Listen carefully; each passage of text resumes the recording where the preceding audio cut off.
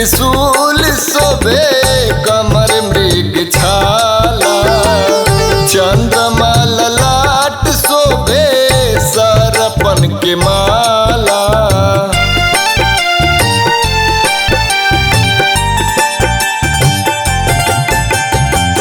कर में त्रिशूल शोभे कमर मृग छाला, चंद्रमा ललाट शोभे सरपन के माला।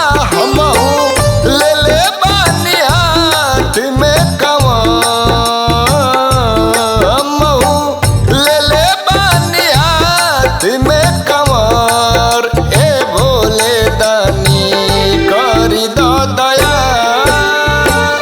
आइल बानी तोहरे दुआर, ए भोले दानी करी ना दया। जय शिव जय शिव जय शिव शंभो, जय शिव जय शिव जय शिव शंभो।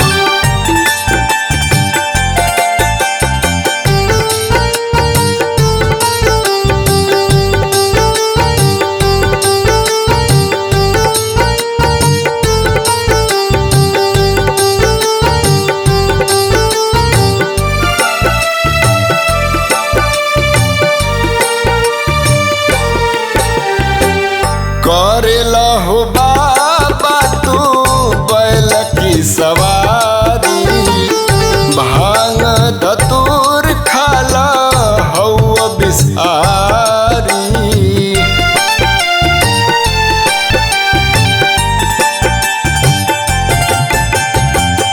करेला बाबा हो बैल की सवारी, भांग धतूर खाला हौ बिसारी। दर्शन करब हम खोल के दुआर, दर्शन करब हम खोल के दुआर। ए भोले दानी करी दो दया,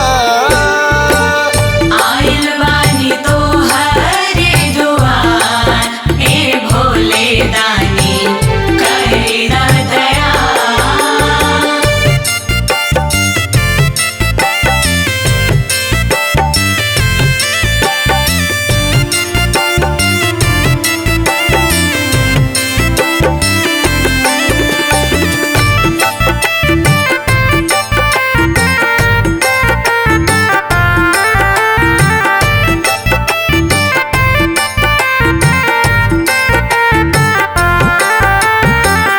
पूरी मिठाई शिव के मन ही न भावे।